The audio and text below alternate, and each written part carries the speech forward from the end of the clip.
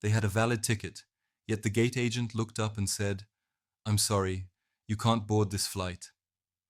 Starting in 2026, quiet airport rule changes are catching travelers over 70 off guard, and people are being denied boarding for one reason: they didn't know what changed. No argument, no flexibility, no second chance. This isn't a warning about turbulence or delays. This is about something far more serious.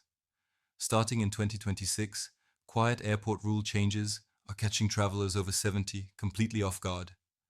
People are being denied boarding not because they did anything wrong, but because they didn't know what changed.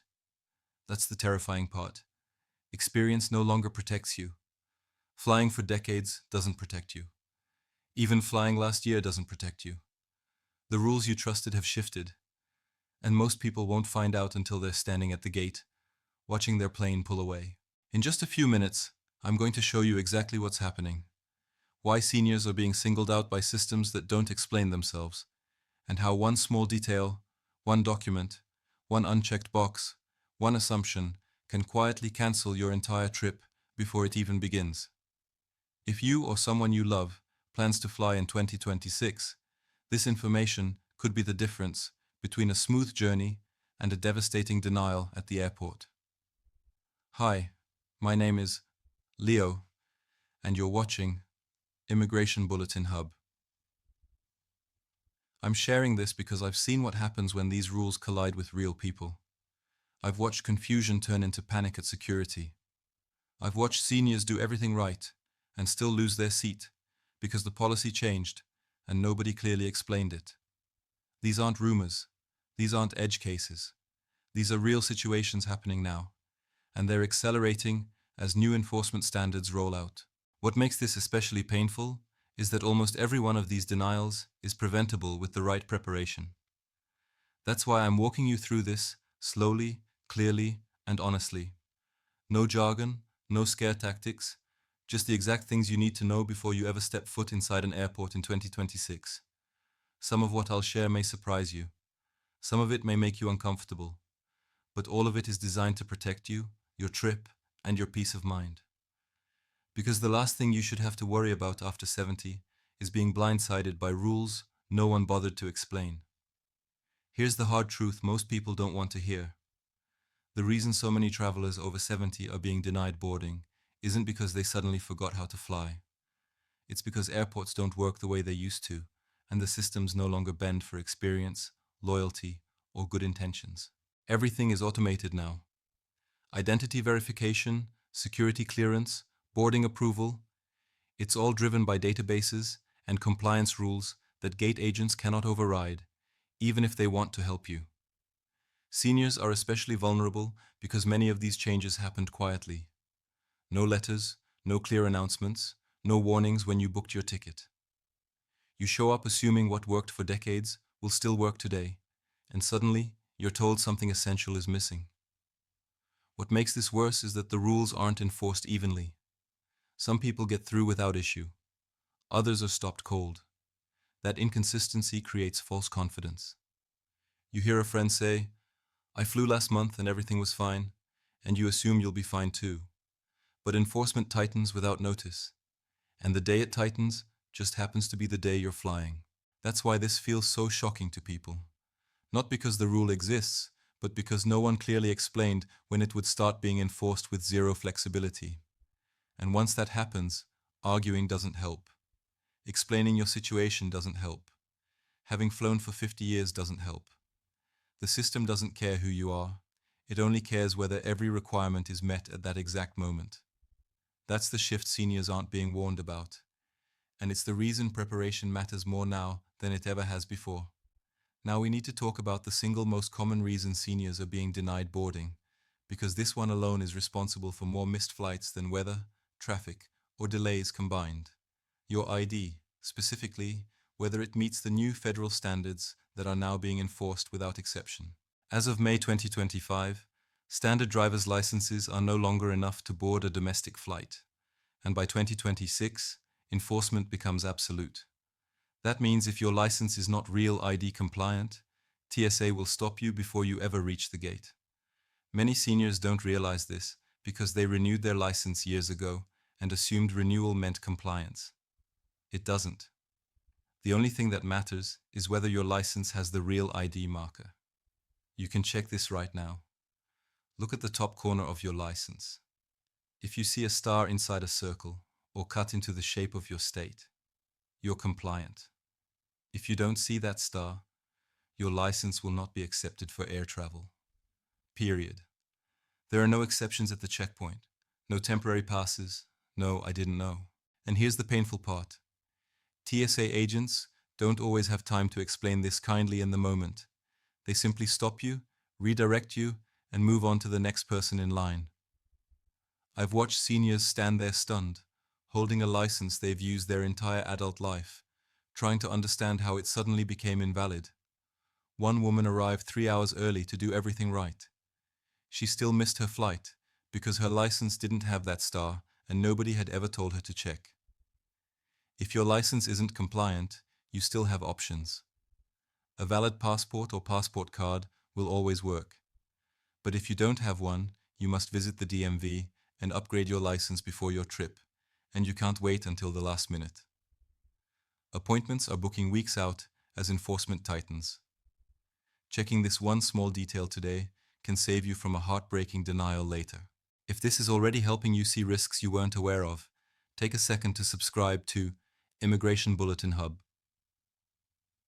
so you don't miss the rest of what you need to know, and tell me in the comments whether you're over 70 or helping someone you care about prepare for a flight.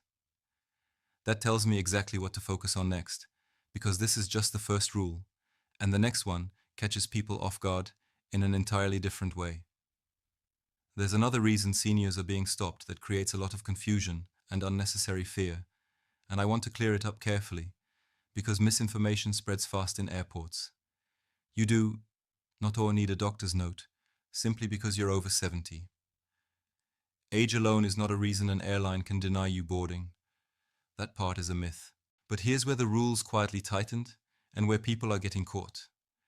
If you require certain types of assistance or medical support during your trip, airlines now require medical clearance documentation in advance. This includes using supplemental oxygen, traveling with medical equipment that could affect safety, or having a condition that might reasonably require in-flight medical attention. In late 2025, airlines standardized enforcement around this, and by 2026, gate agents are instructed not to guess or make exceptions. If the documentation isn't in the system before you arrive, they can deny boarding based on safety concerns alone. What confuses people is that each airline calls this paperwork something different. One might call it a medical information form, another a special service request, another accessible travel services. Different names, same requirement. A form completed by your doctor confirming that you are fit to fly. Here's the detail that trips people up. This form usually must be submitted 48 to 72 hours before departure, not the morning of the flight, not at the gate. If you show up without it, and the airline believes there's a risk of an in-flight emergency, the decision is already made. The safest approach is simple. If you use oxygen, a wheelchair beyond just long airport distances, or you have a heart, lung, or neurological condition that could raise questions, call the airline before your trip. Say clearly, "I need to submit medical clearance documentation for my upcoming flight. Can you send me the required form?" That one sentence can save you from being turned away. If you're healthy and flying without assistance, you don't need this. But if you're unsure, it's always better to have documentation you don't end up needing than to need it and not have it when the gate door is closing. Now let's talk about something far more common and far more frustrating when it goes wrong: prescription medications. This is one of those rules people don't believe until it happens to them. By 2026, TSA enforcement around medications is much stricter, especially for controlled substances and liquids. If you take daily medication and usually pack it in a pill organizer, that habit can now cause serious problems at security. Pills should be in their original pharmacy-labeled containers, not a plastic divider, not a small bag, the original bottle with your name, the medication name, and the prescribing doctor clearly printed on it. Without that label, TSA has no way to verify that the medication belongs to you, or that it's legal for transport. When controlled substances are involved, they will not take chances. I've seen people lose essential medication right at the checkpoint because it couldn't be verified. The fix is simple, but most people don't know it. Before you travel, ask your pharmacist for a duplicate labeled bottle with just the amount you need for the trip. Many pharmacies will do this at no charge. Always keep medications in your carry-on, never in checked luggage. Bags get delayed, medication cannot. If you travel with medically necessary liquids, such as insulin or liquid antibiotics, you are allowed to exceed the standard liquid limits, but you must declare them. Don't hide them and hope for the best. Walk up to the officer and say, "I have medically necessary liquids that exceed the standard limit." They'll screen them. It takes a couple of minutes and prevents a much bigger issue. If you use injectable medications like insulin pens or emergency injectors, carrying a copy of your prescription isn't legally required, but it smooths everything. I've watched travelers delayed for 20 minutes over something that could have been resolved in seconds with a simple prescription printout. These medication rules don't exist to punish you. They exist because security tightened. Knowing them ahead of time keeps your trip calm instead of chaotic. Once you get past security, the rules change again in ways most seniors don't expect. After you clear the document and medication hurdles, everything shifts the moment you step into the security line. This is where many seniors assume the experience will be physically demanding, confusing, or humiliating. But there's a little-known rule that actually works in your favor if you know how to use it. Travelers 75 and older are allowed to keep their shoes on during standard TSA screening. This policy has been in place for a while, yet most seniors have never been told. You don't need to pay for anything extra. You don't need a special pass. You simply need to state your age. When you reach the front of the line, say calmly, "I'm 75 and I'd like to keep my shoes on." That's it. It's official TSA policy. You may still need to remove belts with large buckles or metal items, but shoes and light jackets can stay on. This small accommodation makes a big difference, especially for people with balance issues, joint pain, or difficulty bending. If you're under 75 but over 70 and wondering, "What about me?" This is where TSA PreCheck becomes worth considering. PreCheck lets you keep shoes and belts on, leave electronics in your bag, and move through a much shorter line. It costs $78 for 5 years, which sounds like a lot until you realize it breaks down to just over $1 a month. And here's something most people never check. Many credit cards reimburse the full cost of TSA PreCheck as a benefit. Before you pay out of pocket, review your card benefits. You may already be entitled to it and not even know it. Reducing time in security lines isn't just about convenience. It's about conserving energy so you're not exhausted before you even board the plane. Now let's talk about boarding, because this is where pride gets in the way of safety more often than anything else. Airlines are required by federal law to allow passengers who need extra time or assistance to board before general boarding begins. This includes many seniors, yet so few actually use it. Some feel embarrassed, some don't want to be a burden, some think it costs extra. None of that is true. Pre-boarding is free, and crews prefer it. From the airline's perspective, having you settled safely in your seat before the aisle fills up is better for everyone. If you need extra time to walk down the aisle, store your bag, adjust your seat, or simply catch your breath, you qualify. Age alone isn't the qualifier.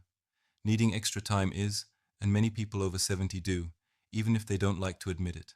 You don't need a doctor's note. You don't need to explain your medical history. When the gate agent is preparing to board, walk up and say, "I'd like to request pre-boarding because I need extra time to get settled." That's all you have to say. You'll be invited to board during the pre-boarding phase, usually right after active military and families with small children. I've seen what happens when seniors don't ask. Crowded aisles, rushed movements, near falls, unnecessary stress. And I've seen how calm and dignified the experience is when they board early with space, patience, and crew assistance. Pre-boarding exists to protect you. Using it isn't weakness, it's wisdom. If you use any kind of mobility device, even something as simple as a cane or walker, There are changes in the screening process that can feel unsettling if you're not expecting them.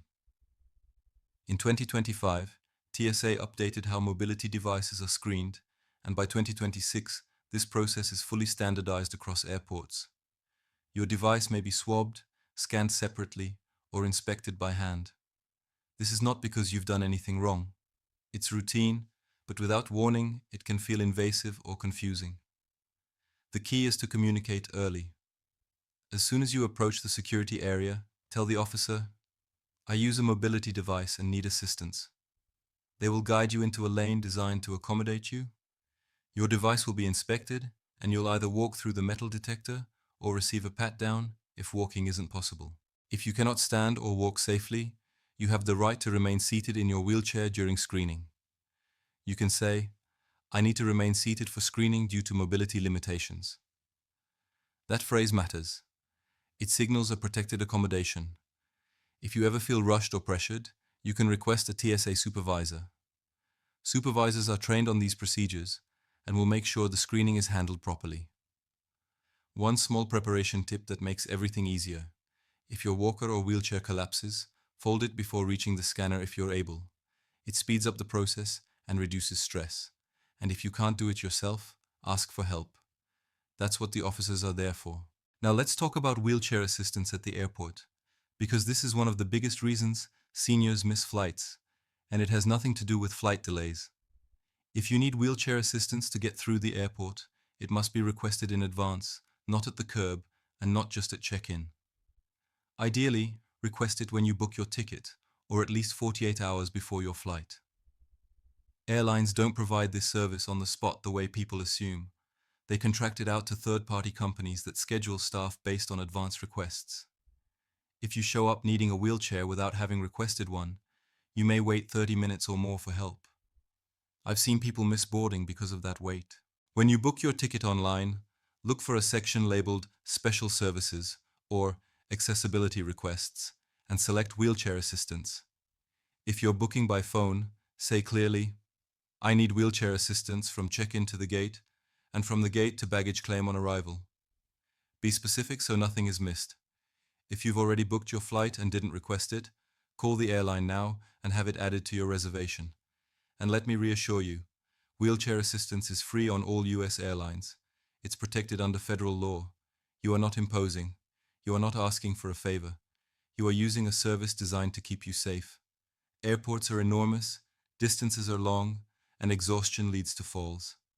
Asking for help isn't giving up independence, it's protecting it. There's something else that rarely gets talked about, and it affects far more seniors than most people realize. Not all disabilities are visible. You might look perfectly fine walking through the terminal, but still struggle with chronic pain, arthritis, breathing problems, balance issues, anxiety in crowded spaces, or cognitive fatigue. These are real conditions, and they are protected under federal law, even if no one can see them. The problem is that airlines and crews can't offer help if they don't know you need it. They're not allowed to assume. That's why so many seniors suffer in silence, pushing themselves through situations that make travel miserable when accommodations were available the entire time. You are allowed to ask for help even if you don't use a wheelchair or cane. You can request extra time, early boarding, help navigating the airport, or a seat closer to the aisle or restroom if you have a medical reason. The key is how you ask. You don't need to share personal details. Simply say, "I have a disability that's not immediately visible, and I need an accommodation." Then explain the accommodation, not the diagnosis. For example, "I need extra time to board so I don't feel rushed," or "I need assistance through the terminal because long distances cause pain." These are considered reasonable accommodations, and airlines are required to provide them. What they can't do is guess. Speaking up isn't complaining. It's communicating a need, so your trip can be safe and dignified. Too many seniors think they have to endure discomfort to prove they're capable.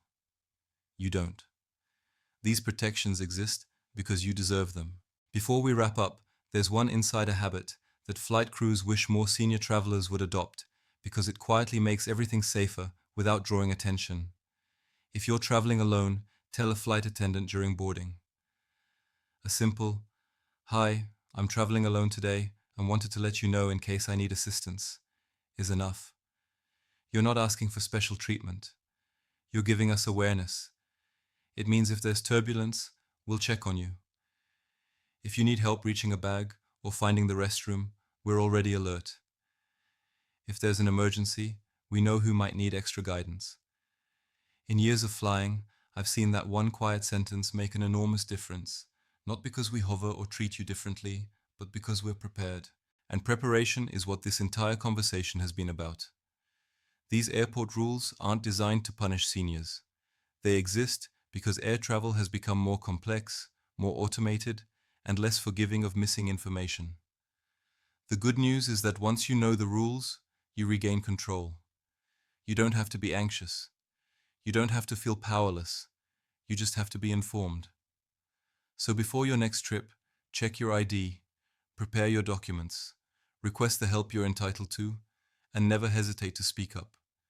You've earned the right to travel safely and comfortably. If you have a concern about flying as a senior, security lines, long walks, medical equipment, boarding, share it in the comments. I read everyone, and your questions shape what we cover next here on Immigration Bulletin Hub.